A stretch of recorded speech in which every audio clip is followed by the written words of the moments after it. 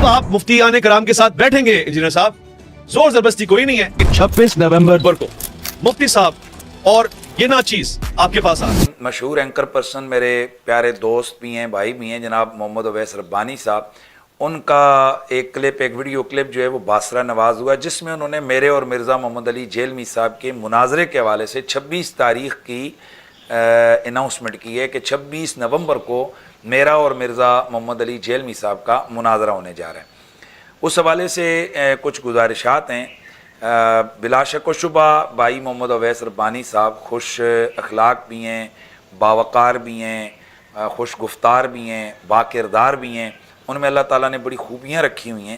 تاہم اپنی تمام تر خوبیوں کے باوجود اس اناؤنسمنٹ میں شاید جذبات میں ان سے ایک اخلاقی کمزوری کا مظاہرہ ہوا ہے, اور وہ یہ ہے کہ انہوں نے اس اناؤنسمنٹ سے پہلے میرے سے اس تاریخ کو متعین کرنے کے حوالے سے کسی قسم کا کوئی رابطہ نہیں کیا ہے. تو اس طرح سے بغیر رابطہ کیے ہوئے اپنی طرف سے کسی دن کو متعین کر کے اس پر مناظرے کا اعلان کر دینا, میں سمجھتا ہوں کہ یہ اخلاقی طور پر درست نہیں ہے. اور میں سمجھتا ہوں کہ یہ اخلاقی طور پر ان کی ذمہ داری تھی کہ وہ اناؤنسمنٹ سے پہلے مجھ سے فون کر کے پوچھ لیتے کہ کیا میں 26 نومبر کو مناظرہ کرنے کے لیے اویلیبل ہوں بھی یا میں موجود ہی نہیں ہوں اور وہ اناؤنسمنٹ کر رہے ہیں. ممکنہ طور پر میں بیرون ملک تبلیغی دورے پر ہو سکتا تھا, اور آلریڈی میں نے 26 تاریخ کے 26 نومبر اور اس کے آگے پیچھے کی تاریخیں خطابات کے لیے مختلف جگہ پر دی ہوئی ہیں. تو اس حوالے سے یہ ان کی اخلاقی ذمہ داری تھی کہ وہ مجھ سے پہلے سے اس تاریخ کی تعیین کے حوالے سے مشورہ کرتے تو یہ بہتر تھا. تاہم میں محمد حنیف قریشی بڑے ہوش اور حواس کے ساتھ میں اس بات کا اعلان کرتا ہوں کہ محترم اویس ربانی صاحب کی جو اناؤنس کردہ تاریخ ہے 26 نومبر کو, میں 26 نومبر 2023 کو مرزا محمد علی جیلمی صاحب کے ساتھ مناظرہ کرنے کے لیے تیار ہوں.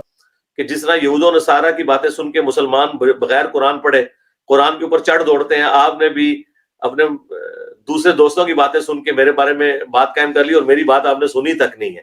آپ پوری گفتگو تو سنیں. اور یہی حرکت کی ہے وہ ہمارے ایک بھائی نے, اویس ربانی نے بھی, اس نے بھی یہی حرکت کی کہ اس نے پکڑ کے پوری ویڈیو بنا دی ہے. ساری غلطی اس سے ہوئی ہے. پھر میں نے اسے فون پہ ڈانٹا, میں نے کہا یار تم نے یہ کیا حرکت کی ہے؟ تو وہ کہنے لگا نہیں وہ یہ میرا خیال تھا اس میں سے. میں نے کہا یار میں نے پورا خیال کلیئر کیا, تم نے اپنا لقمہ میرے منہ میں کیوں ڈالا ہے؟ میں نے کہا یہ بات کی ہوئی ہے, تمہیں پتہ ہے کہ میں نے یہ کہا تھا کہ اس سے پرانی کمٹمنٹ تھی, میں اس طرح نہیں کسی کے ساتھ ملتا, تو تم نے جان بوجھ کے اپنا لقمہ میرے منہ میں ڈالا. تو میں نے اسے فون پہ کافی ڈانٹا تھا اس واقعے کے اوپر کہ تم نے جو حرکت کی. میں نے تو ڈانٹنے پہ اکتفا کیا اور کوئی ویڈیو نہیں اس کے اوپر بنائی. اور یہ بھی چونکہ ابھی آپ کا واقعہ آیا تو مجھے اس سے ذہن میں آ گیا کہ یہ ساری شرارت اس کی وجہ سے ہوئی.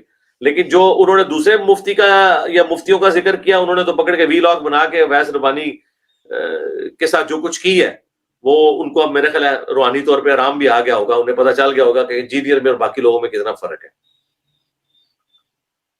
اور اس میں وہ اویس ربانی کے ساتھ جو کچھ انہوں نے کیا وہ جسٹیفائی ہیں وہ لوگ کرنے میں, کیونکہ وہ خام خواہ میرے بھی آپ کے اوپر کمٹمنٹ کر رہے ہیں. میں نے کبھی کسی کے ساتھ کیا کمٹمنٹ کی ہے مناظرے کی؟